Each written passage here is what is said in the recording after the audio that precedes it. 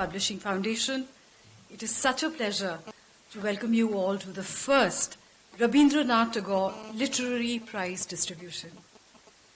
Gurudev Rabindranath Tagore, or Robi Thakur, is without doubt one of India's greatest thinkers.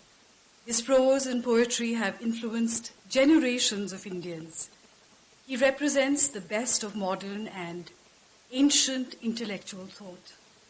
Gurudev blended the wisdom of India's past with the promise of the future through his literature, art, and music.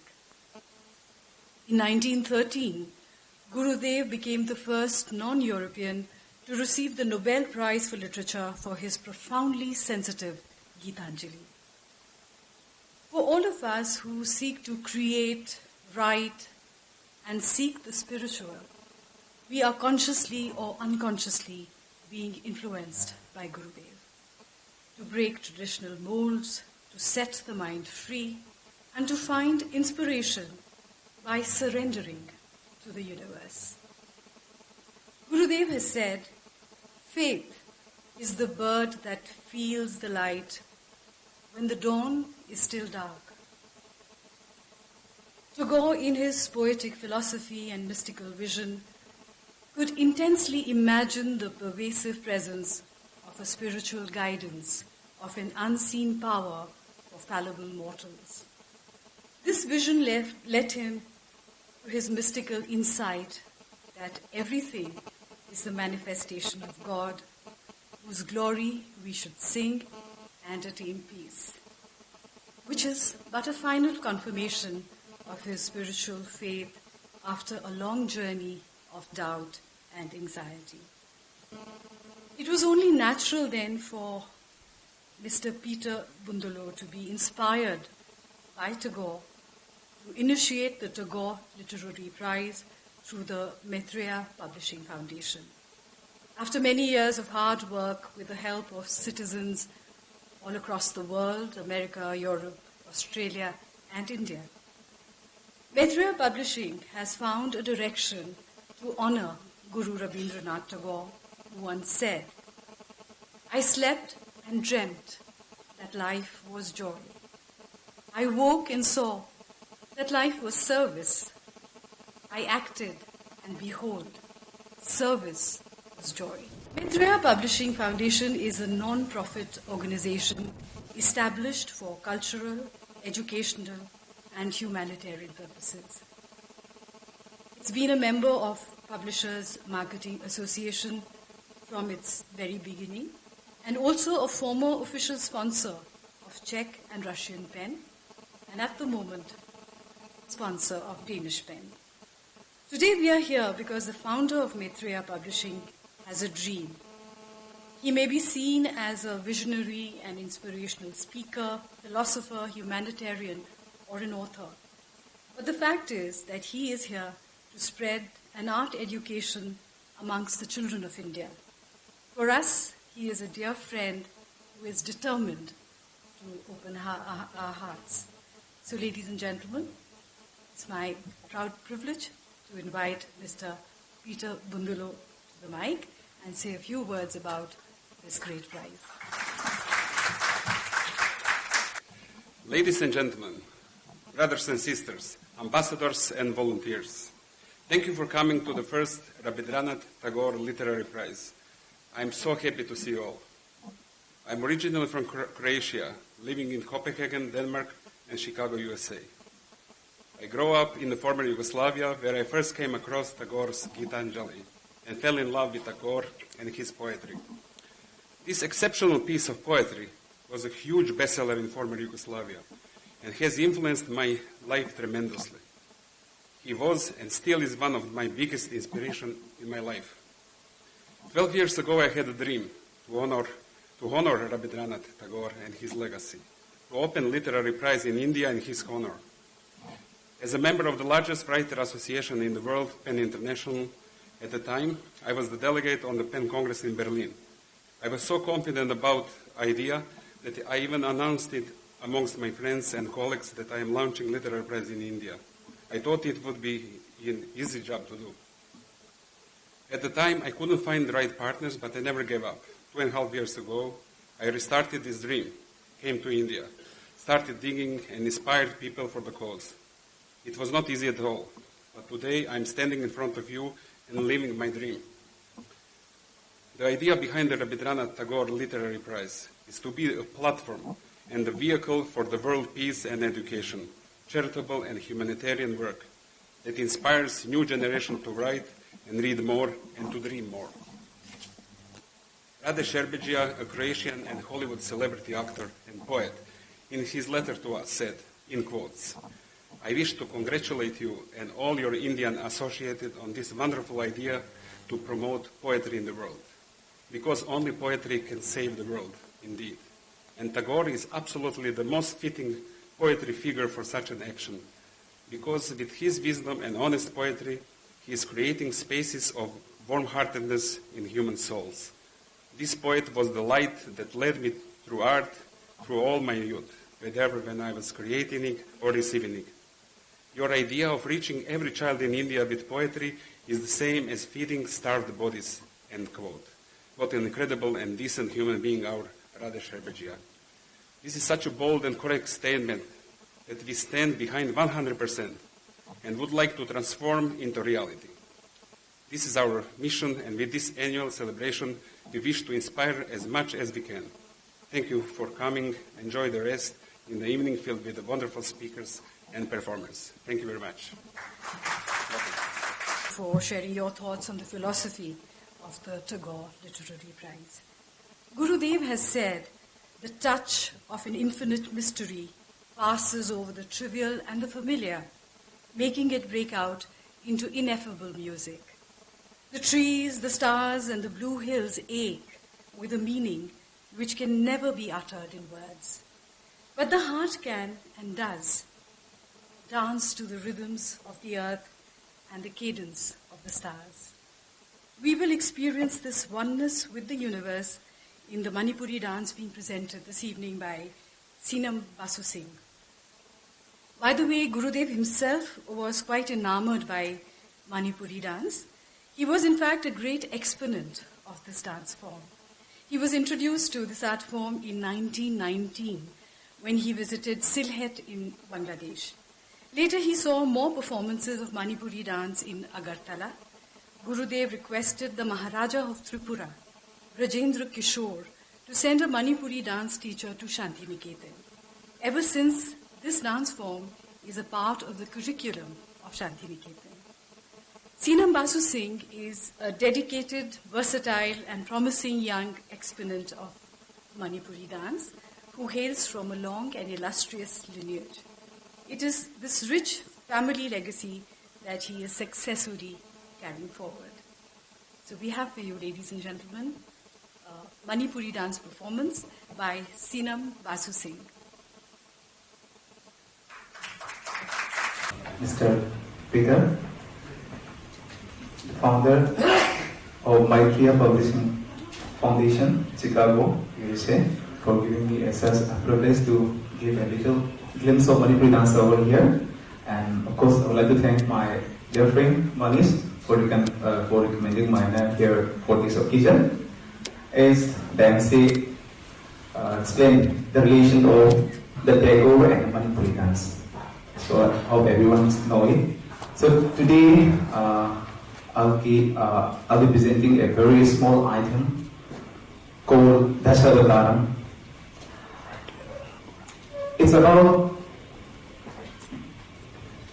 the incarnation of Lord Vishnu. Vishnu had 24 incarnations. Among the 24, Jayadeva Kavi, the great poet, Kavi took up only 10 incarnations and added in his book, Sri Sri Gitu Govindam, as Mangalacharan. In every dance form of India, we have 8 classical dance.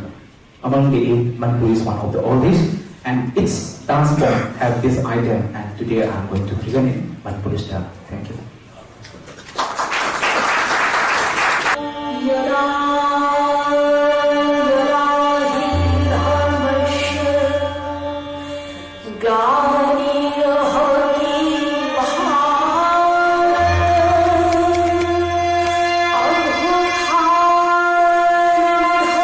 Shri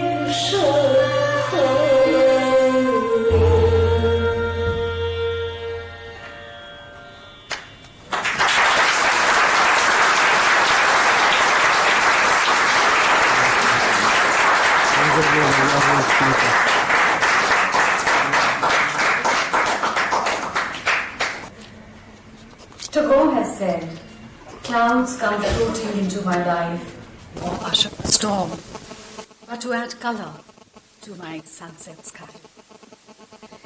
It is said that only a poet can understand the heart of poet, or that heart that understands becomes a poet. We have a prolific poetess with us this evening, Vinita Agarwal.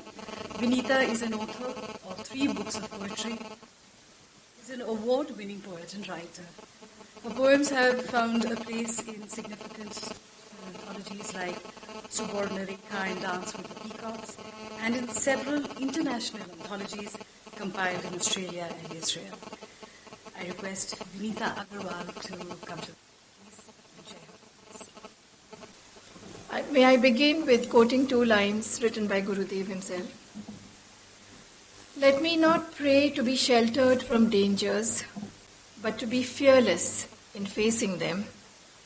Let me not beg for stilling my pain, but for the heart to conquer it. Poet and philosopher Rabindranath Tagore has left a lasting literary legacy, and it is immensely validating to have a prize in literature in Gurudev's name, the Tagore Prize. Tagore was a poet, novelist, short story writer, essayist, playwright, educationist, spiritualist, lyricist, composer, and singer. With an extraordinary repertoire, showcasing an incredible combination of talents, Tagore was way ahead of his time. He lives among us even to this day through his works of eloquence and depth of understanding of the human mind.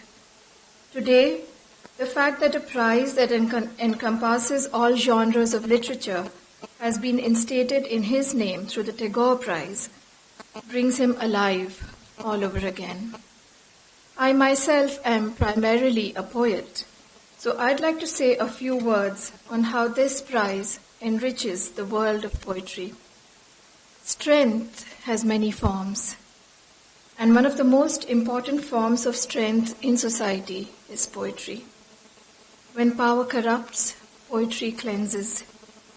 It establishes the basic human truth which must serve as the touchstone of all judgment. What Hafiz, the 14th century Persian poet, said about believing in God is what I'd like to say about writing poetry. Writing poetry makes you drop the sword we use against others, and more importantly, against our own tender selves. To bring alive Tagore through this impressive and invaluable prize is in essence to bring alive the various rishis and munis of this ancient civilization. It is to bring alive Vyasa and other authors of the Upanishads, to bring alive the Bhakti Sufi mystic Kabir and Rahim, and last but not least, it is to bring alive the soulful Baul music of West Bengal, for their influence on Tagore was undeniable. And it is also to bring to life once again the wonderful values of compassion, tolerance, and unity in diversity, values that Tagore himself believed in and upheld through his writings. Another extremely syncretic aspect of Tagore's work is that his poetic thought, expressed in his own English, became a part of the literature of the West. He was thus the first and the vital link between the writings of the East and the West. May this award too take Indian literature to every threshold across the globe. I'd like to end by reading one of Tagore's poems, titled Keep Me Fully Glad by Rabindranath Tagore. Keep me fully glad with nothing. Only take my hand in your hand. In the gloom of the deepening night, take up my heart and play with it as you list. Bind me close to you with nothing. I will spread myself out at your feet and lie still. Under this clouded sky, I will meet silence with silence. I will become one with the night, clasping the earth in my breast. Make my life glad with nothing. The rains sweep the sky from end to end. Jasmines in the wet, untamable wind revel in their own perfume. The cloud-hidden stars thrill in secret. Let me fill to my full my heart with nothing but my own depth of joy. Thank you very much. Thank you, Vinita. Guru Rabindranath Tagore has said, "Reach high, for stars lie hidden in you. Dream deep, for every dream precedes the goal." Major General G.D. Bakshi has always reached high for the stars that lie within him.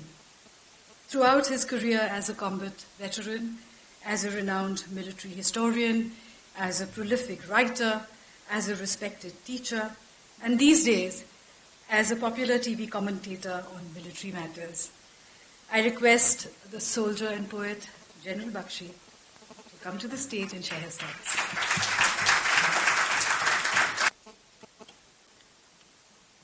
His Excellency, the Ambassador of Croatia, Peter, Yvette, Vinita, the poetess, and ladies and gentlemen.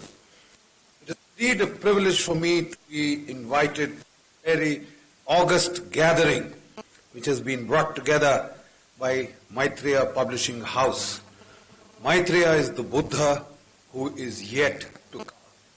And to that extent, he is the symbol of revival, rejuvenation, and the recharging of the wellsprings of our spiritual depths. I'm so happy that Maitreya Publishing have undertaken the onerous task of reviving an art form that is dying. I speak plainly and poetry as an art form is dying the world over. And therefore, the need to resuscitate, to revive, to rejuvenate this dying art form was never more pressing, never more rare. So Peter, we thank you. You've come all the way from Croatia to give us back our poetry. The Indic civilization, and I shall be pitching this at a slightly philosophical plane, I thought it merits being placed in context. The Indic civilization is a civilization that owes its origins to the world's first set of poems, the Vedas. The Vedas are the most pristine, the most mystical, the most beautiful poetry that has ever been composed in all the ages of man. And the Indian civilization felt that it was such a sacred resource. It was not material. It was the richest resource of this civilization. It was the raison d'etre of this civilization. It was what this civilization was all about. And for 5,000 years, ladies and gentlemen, from father to son, even before writing was invented in this country, from father to son, these poems were passed down from generation to generation to generation, well, till sometimes about the time of the Mahabharata. Before the Mahabharata, Ved Vyas compiled the Vedas. The poets of the Vedas called God Kavi Kratu, poet, creator. Just as the poet effortlessly, the poems emerge from him, flow out from him, like a glissade. Like in meditation they say Teldhar, Actual, genuine poetry doesn't take effort. It flows with ease and harmony. So, the seers who brought down the Vedas said, we did not write this. This is aparushaya. There are these richas, these divine inspirations that are circulating in the information sphere, the infosphere if you like to call it. And from there they are seeking, those divine richas are seeking the minds that are awakened, that are ready to receive those truths, those insights, those verses from up there. And the rishi only opens his mind, the sage only opens his mind and acts like a lightning conductor. That realm to this realm, he gets the rhythmic speech of poetry. That is an aid to memorization. We have recorded our life and times through the rhythmic patterns of poetic speech, through its metaphors, through its alliterations, through its rhymes, through its meters. That's how it has come down. That is how our history was handed down to us. This poetry was in Sanskrit, the language of the intellectuals of that era. Then you see, we had the mighty epic poems of the Mahabharata, the Ramayana. Then, over a period of time, you come to the Middle Ages, there is a dying out of the pristine Sanskritic art forms of poetry. And then there is Tulsi Das, who revives that rhythmic speech. Now in Avadi, in the language of the masses, he recreates those rhythms of poetry which were first done by Valmiki. Then there is Meera. Then there is Kabir. And there are a whole lot of these Sufi saints, mystics. Then there are the Sikh gurus. Even the Guru Granth Sahib is poetry. And it is received poetry. This was a civilization that owed its sustenance, its wellsprings to poetry.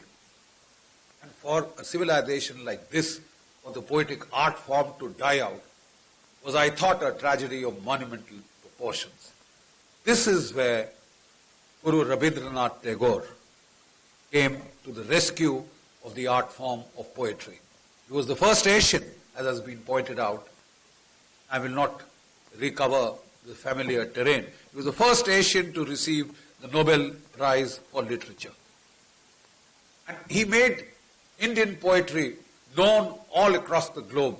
His Gitanjali crossed all borders. Peter has just told us how, as a young man, he was moved by the flow, the poetic flow, the poesy of the Gitanjali. To that extent, you could not ask for a greater icon of revival of the art form of poetry than Guru Rabindranath Tagore. And I'm very grateful to Peter that he has chosen this iconic figure to rejuvenate, to revive an art form that was the very core of this civilization and is now dying out. I commend you, Peter, and your team at the Maitreya publishers for taking this brilliant initiative. May the rishis bless you. The first poets of India bless you, because you have helped us recover something of our heritage today. Thank you for your patient listening. Thank you, General Bakshi, and amen to your blessings. What is a poet if he's not patient? Ravi Thakur has said, music is the purest form of art. Therefore, true poets seek to express the universe in terms of music. The singer has everything within him. The notes come out from his very life. They are not materials gathered from outside. Our next performer for the evening is Ms. Shreya Sandkam, who will perform two opera pieces. In opera, poetry and music come together to create the highest of art forms. Shreya Sandkam is a lyric soprano who was born and grew up in Denmark. She has lived and worked in Germany since 2011 and has received her opera singing degree from Hamburg. In recent years, she has starred in various opera productions accompanied by the Hamburg Symphony Orchestra with her Danish ensemble Trio Voce, along with several other chamber ensembles in Germany.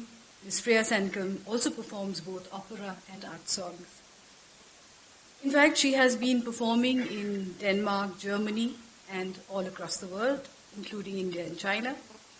On a personal level, Ms. Sankum has strong ties to India, which have become even stronger now that she's married Ragesh Ravi. The marriage took place just 3 months ago in Kerala at a Hindu ceremony, and we welcome Freya into the huge Indian family. I also invite her to enthrall us with her performance. She's being accompanied on the piano this evening by Philip Engel.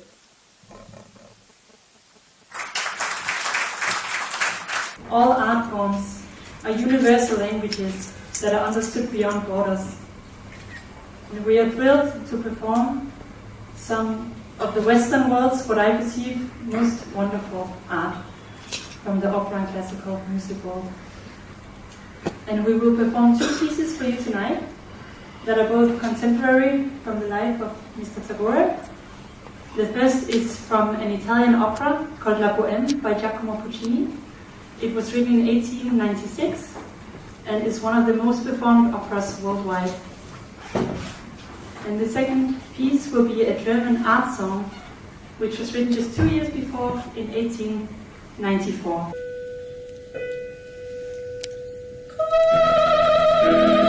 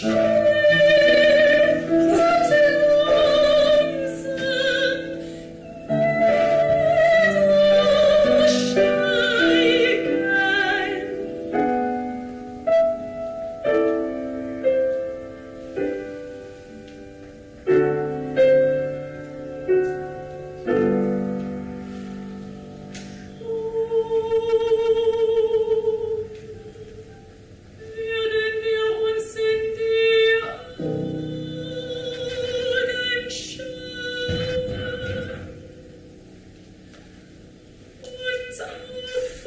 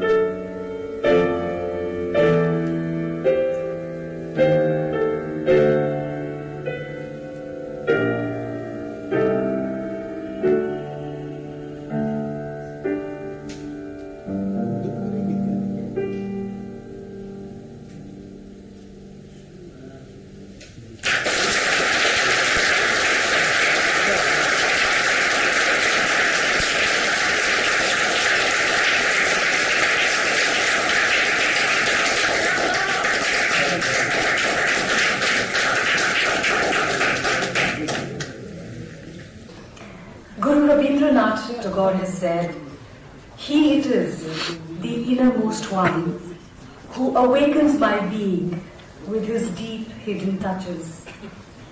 He it is who puts his enchantment upon these eyes and joyfully plays on the chords of my heart in varied cadences of pleasure and pain." Ladies and gentlemen, we now have the pleasure of inviting the American writer and scholar, Dr. Yvette Rosser, also known by the name Ram Rani, which was given to her by her guru, Sri New Karoli Baba Maharajji. It was at his behest that she studied about India and her philosophy, and now helps to bring Hinduism to the world to make it better understood and respected, especially in the West. She is a co-creator of the International Day Without Violence, which is held on the 4th of April, the co-founder of the G.M. Said Memorial Committee, which is committed to democracy, secularism, human rights, and religious tolerance. It's my pleasure to welcome Dr. Rosser. Ram Rani. Namaste. Hello to all the dignitaries and the devotees of poetry. I'm honored to be here today. It's just by happenstance that I came, because Peter, having heard of Neem Karoli Baba, the famous saint, came to Kenchi Dham in Kumon to see his ashram, and that's where I live. So we have a discussion about this his project. And that's how I got involved through Baba's grace. Though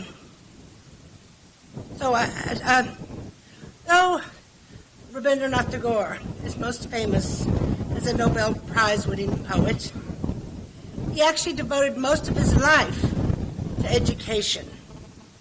He opened several institutions across India, Vishvavarati and Shantiniketan, the most famous, but other schools, people knew about it. Like Indira Gandhi went to Rabindranath School in Pune, and then when she got college age, she went to Vishvavarati. So many leaders sent their children to his school, knowing he developed critical thinking. So he is famous. He's more famous. He's famous among educators. Has promoting child-centered education, similar as John Dewey. In fact, he was simultaneous. He lived at the same time as John Dewey. They actually never met, but their philosophical orientation towards education was very similar. They studied. They knew of each other's work. Now, in India, prior to the colonization of education, teachers worked with individuals or small groups in this, the small schools in the villages. And they had a collection of texts, different students studying different things that they were good at, that they were interested in. Teachers would use these books and these texts advantageously to organize programs for the individual child. This indigenous model changed when the British imposed their colonial educational system on India. In this context, I highly recommend the book by Dharmapal called The Beautiful Tree. It's incredible about the history of education, pre-colonial education in India. The Beautiful Tree by Dharmapal. It's highly, very important reading. This book, The Beautiful Tree, the title of it is based on a quote by Mahatma Gandhi in 1931 when he visited London. And he criticized the effect that English education and the educational system of the colonialists was having on traditional learning.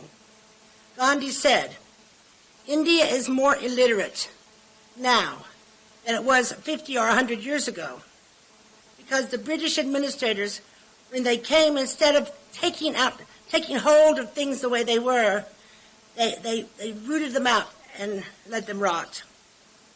Gandhi accused his colonizers of destroying the beautiful tree of the indigenous system of education in schools, digging up the roots and leaving them exposed. That's where the idea of the beautiful tree of education in India dying. The British they superimposed their own educational system on the Indian education system. It also importantly, for the common man, what the British began to teach about geography and literature, British-oriented, was irrelevant to the local people. And so they didn't send their kids anymore because it didn't enrich them. It didn't teach them how to live in their villages. Sadly, in 1947, though colonialism was cast off with a relish, we're free. The educational system that was created by the colonialists remained. Instead of reaching out and looking at like Rabindranath Tagore's educational system, and even Mahatma Gandhi had proposed a different system, but those were just not applied in India, not used, and they kept the old British system, which is, I think, caused a lot of problems in India in the development of education. Now, in the 17th and the 18th century, mass elementary education came to be seen as a method to create good citizens, control the masses, and protect property. Education became to be seen as a tool for social engineering. The move to teach large numbers of students simultaneously and the imperative was to impart cultural norms created the need for standardized books. So the teachers were no longer able to find the best book for each student. They had to use the standardized book that the government prescribed. Textbook-driven education gives us the impression that schools can simply hand the prescribed material over to any adult, who will then teach by rote and recitation, utilizing the questions at the back of each chapter, the answers of which are usually in the teacher's edition. By definition, this presupposes that the subject can be taught by an arbitrary individual or an untrained moderator seen in some same level as a clerk. So teachers, schoolmasters who used to be the most respected people in the community, suddenly just, when the British system came in, they were just demoted to just clerks. This construct denies the teacher, let alone the students, the power to choose what is appropriate for their particular class or their particular interests. The most important component of the educational experience becomes the student's ability to pass a standardized test. And God knows, we know that's India's system. Everybody goes, all the students are going to the Ganesh temple and praying that they pass the test. Passing the test with the high marks is more important than knowing what the meaning is. I've done a lot of tuition with students and Indian students, helping them, and they're able to chant, they're able to just repeat paragraph by memory the questions that I ask them. But if I ask them why, they can't answer. They can only chant the answer, and they can't explain it. That's a problem with this type of education.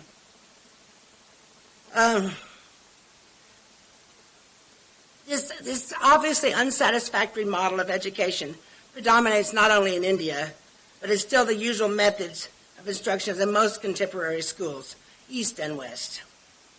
The colonial education system was dramatically divorced from the realities of the Indian milieu. As a youth, Rabindranath Tagore was traumatized by this style of education, and he devoted much of his life to developing a more child-centered indigenous form of education. Tagore's family was full of brilliant intellectuals, and at home he learned so many wonderful things and brilliant ways of looking and thinking. But he found his formal education in the outside world to be very inferior and boring.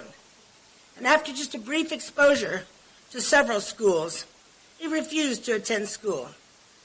And the only degrees he ever received were honorary ones bestowed on him in later life. Tagore's history of education is marked by naturalistic and aesthetic values. Tagore's system of education emphasizes the intellectual, physical, social, moral, and spiritual aspects of human life by which a human can develop an integrated personality. The aims of education, according to Tagore, are varied and include self-realization. Tagore felt that spirituality is the essence of humanism. For Tagore, self-realization is an important aim of education. Naturally, Tagore also greatly emphasized the intellectual development of the child, but by intellectual development he means the development of imagination, creative free thinking, constant curiosity and alertness of the mind, not memorization. Tagore strongly felt that a child should be free to adopt his own way of learning. Tagore's educational philosophy also aims at the physical development of the child. He gave much importance to healthy physique and yoga, and yoga and dancing and games and sports were all integral to his educational system. Tagore also felt that a dedication to spirituality and sacredness leads to the harmonious relationship of humanity with nature and the divine. And as you know by his poetry, like Gitanjali, so much of Sonar Bangala, so much of his poetry is beautiful descriptions of the natural scenes. He wrote about nature so much. And Tagore said, education results in learning only when it is imparted through the path of freedom.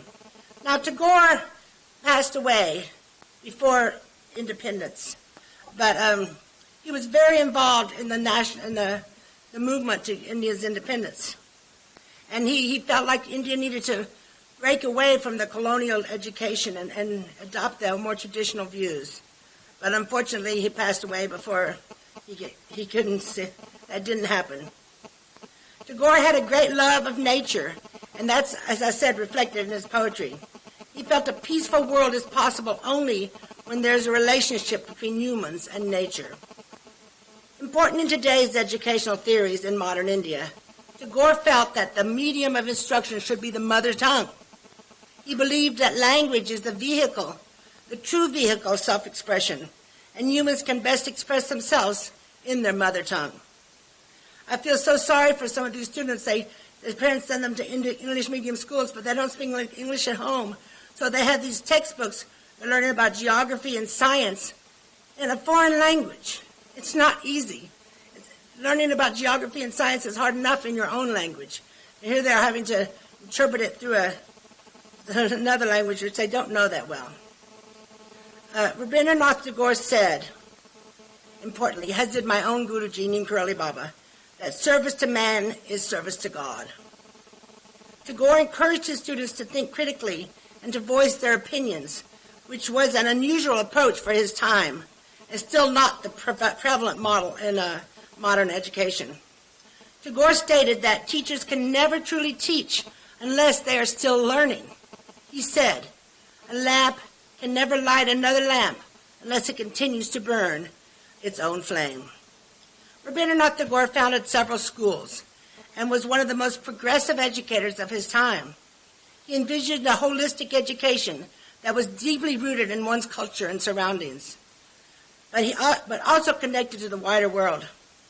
Tagore was a pioneer in education for intercultural understanding and peace. Tagore deeply cared about the international political situation and his days, and spoke out for the unity of humanity in the age of nationalism. He visited China and Japan in the 1920s, and the nationalistic fervor that he found in Japan was frightening to him, and he spoke out against it. And the people in Japan said, we want to imitate the West because, look, they have so much technology.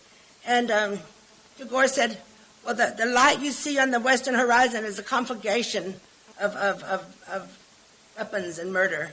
So nationalism scared him to a certain extent when it became like that. Tagore's idea was to create an atmosphere of love that remains in his students' hearts and frees them from racist racist prejudices. Tagore considered being close to nature as crucial, that the communion with nature gives energy, generates love, and puts life in perspective. He saw nature as indispensable for the healthy glow of a child's body and soul. Though Tagore left his body, as mentioned, prior to India's independence, he is credited with giving Gandhi the name Mahatma. And that is some people say that that's not where it came from, but there's kind of a controversy that he was the first person to call Gandhi Mahatma.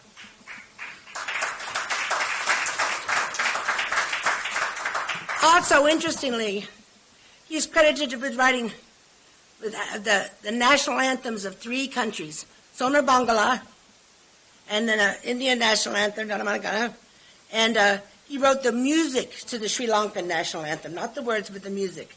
So, that's amazing. And in India today, with the disarray caused by RTE, the Right to Education Act, Tagore's educational philosophy is even more imperative. And I wish that we would, as we're working on improving India and changing the situation, I pray that Tagore's philosophy would be more incorporated in India's educational system, and the children will begin to ask questions and understand the meanings behind the things that they've memorized. Thank you.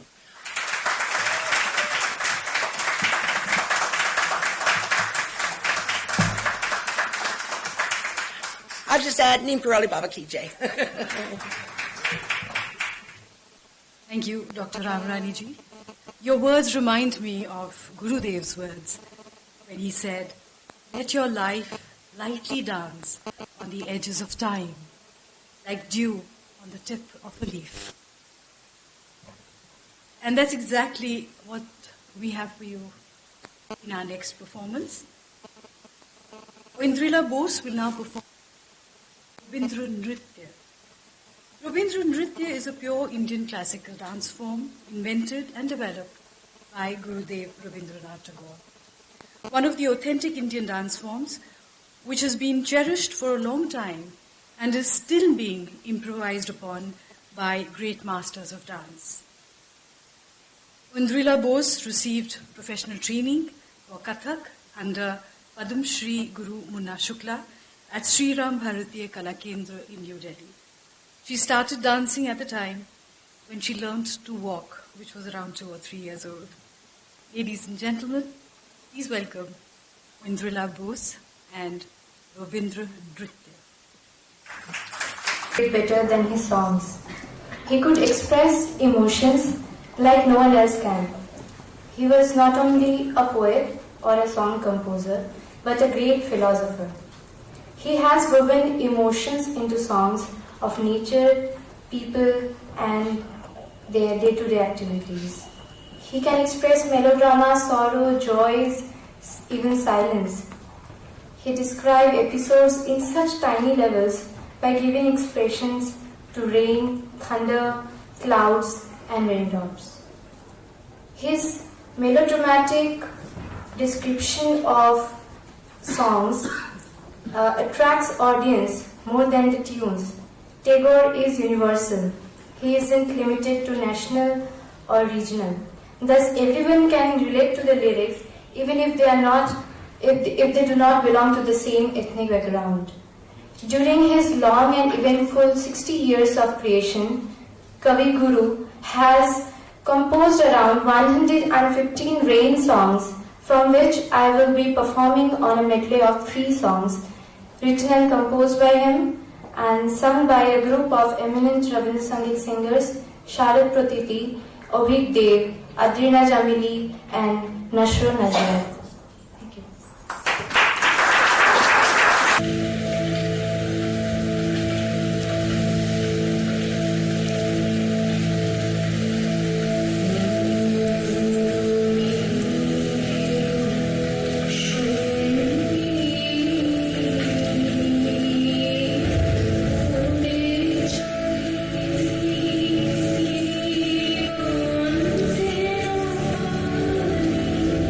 Me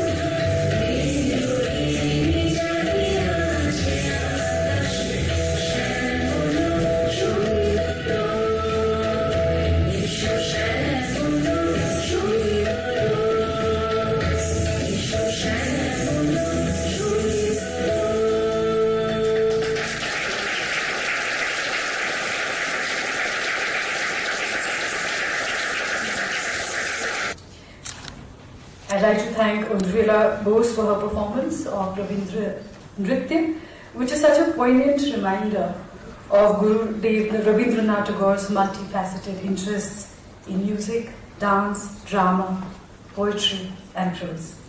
And therefore his answer to the question, What is art?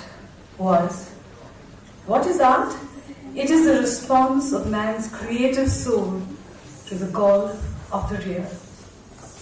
Ladies and gentlemen, we now move towards the prize distribution ceremony of the first Tagore Literary Awards. And to do the honors, I request Mr. Peter Bundulo to come to the dais, please.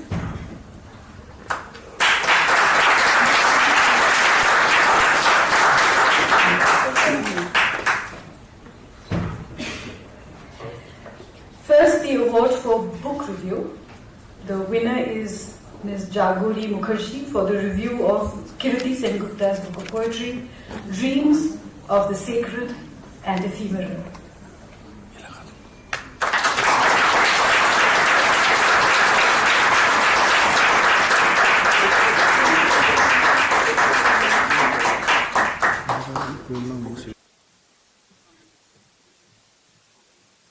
Okay, so monetary award will be given later.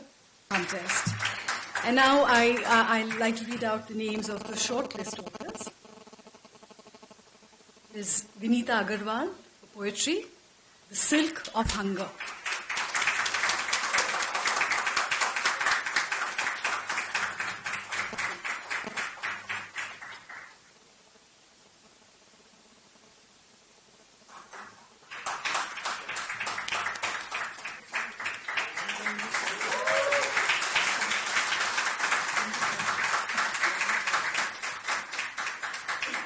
It's a beautiful statuette.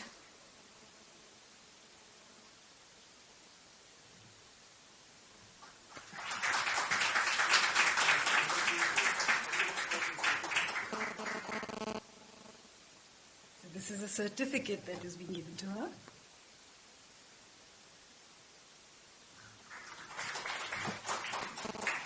Major General G.D. Bakshi, we know him as a soldier, but he is also a very sensitive poet. Dances with the Cranes is the name of his book of poetry.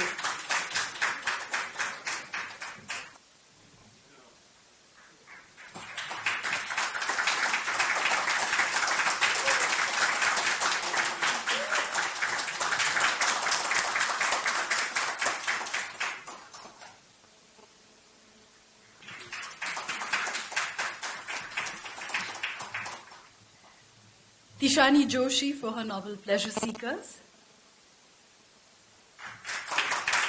Is somebody receiving the award on her behalf? She didn't write.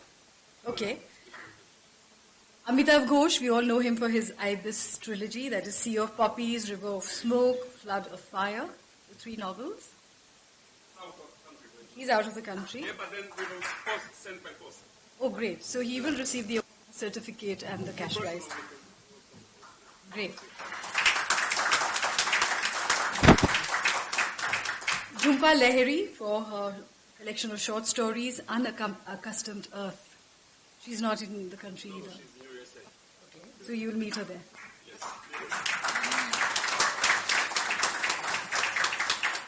Of course, the applause will reach all these writers, so you can be as loud as you like. Yes. See, Gurudev always spoke about, and all our mystic poets have always spoken about the energy, and energy is what reaches the other person. It is a message from the heart to the heart. So, the novel Lilac House by Anita Nair. Okay. Isn't it wonderful? Maitreya is receiving the award from Maitreya Publishing.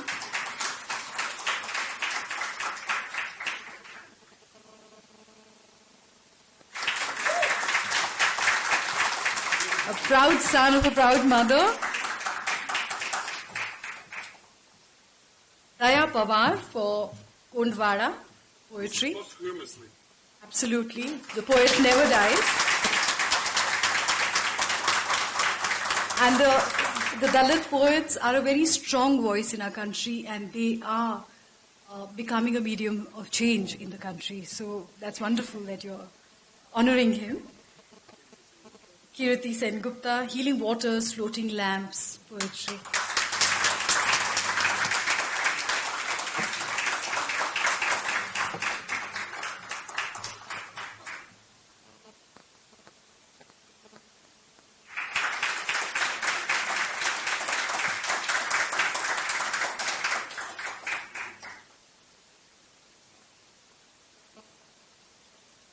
Amish Tripathi for his Shiva trilogy, The Immortals of Meluha, The Secret of the Nagas, The Oath of the Vayuputra, three novels.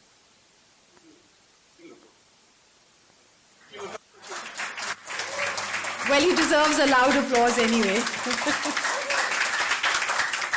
He will come to pick up his award on the end of April. He will come back to Well, book tour. our applause precedes his arrival, so that's fair enough. Ladies and gentlemen, the highest honor is reserved for the mystic poet and saint Sant Kabir. In the name of one of the greatest mystic poets that we know, Gurudev Rabindranath Tagore, we pay homage to another mystic poet and saint, Sant Kabir, who was one of the most influential figures of the Bhakti movement in the 15th century. I request Ms. Simone Ivanda, President of Maitreya Foundation, and Mr. Prem Das, Director of Public Relations, to come to the stage, please, and join Peter.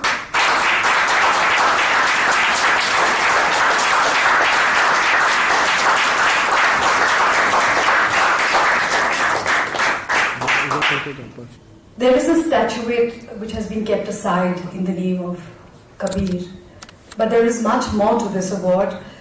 It's a homage which is very handsome, and I request Peter Bundulo to tell us what this is, because it's just more than a statuette. I think it will be actually unprecedented that we give the award posthumously. But I think this is so important to honor Indian culture, especially Sant Kabir, whose spirituality and poems is beyond the world of understanding, actually. So we like to take this $10,000 award and share on three parts. One part will go in $1,500 to Shanti Niketan, who was founded by Rabindranath Tagore.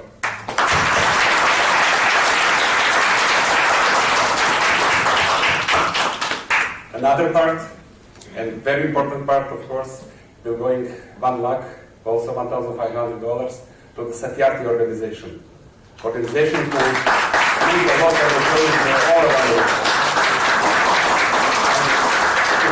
who promote the global awareness of children against children exploitation. I think that it's very important to honor them, and we have today, Carlos Satyarthi sent his regards, and he's out of country, then he sent his two executive directors to take this award in his name, and in the name of the organization. Please come.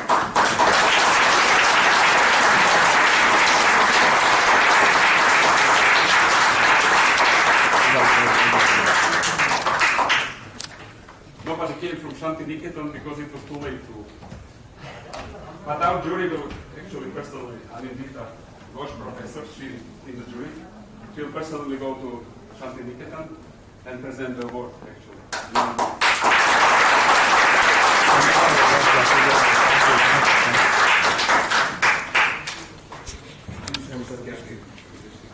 Thank you so much. Thank you so much.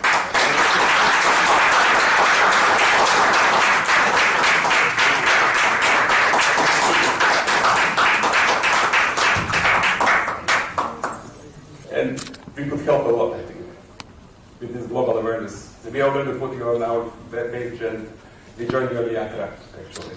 Thank you so much for that.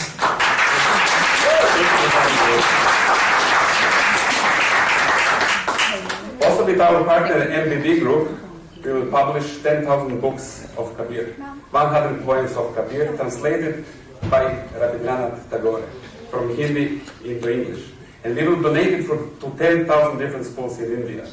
But on the end, it will be more than 100,000 schools and 100,000 copies of this wonderful, really wonderful book. And we like to show actually that this humanitarian and charitable program of ours ours will going for years actually. And we already started from today. And I ask also here Manik and other from the directors from the MBD group. They're also with us. And thank you very much for your cooperation.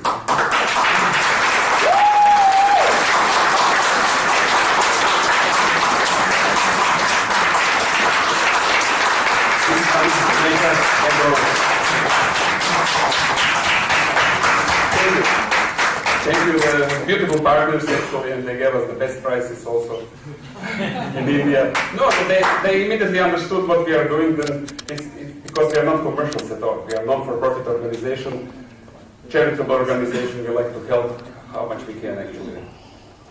I know it's unprecedented to show award like this, but just for the first year, we like to make the difference actually.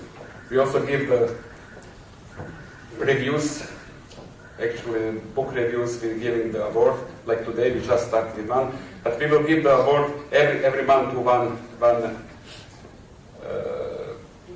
review, one book review, every month. So we will be very, very aligned.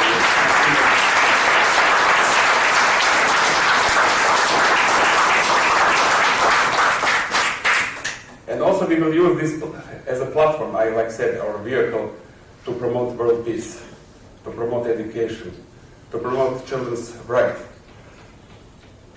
to promote a better life actually. So we will do whatever we can. We will also launch the book club in India, and maybe with the help of some television channel, or we'll see, maybe just Lynn could help.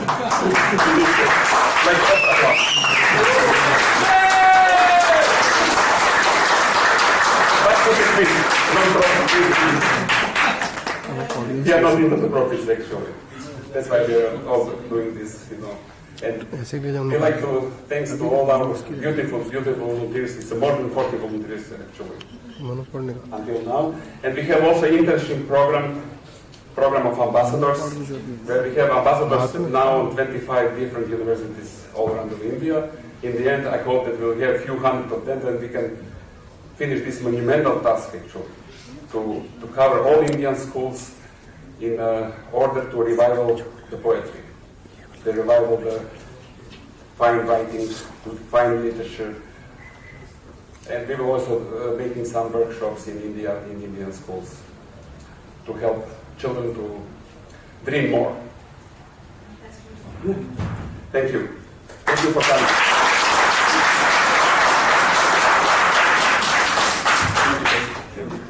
We'd also like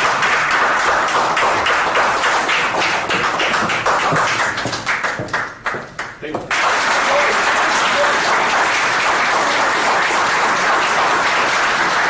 Thank you.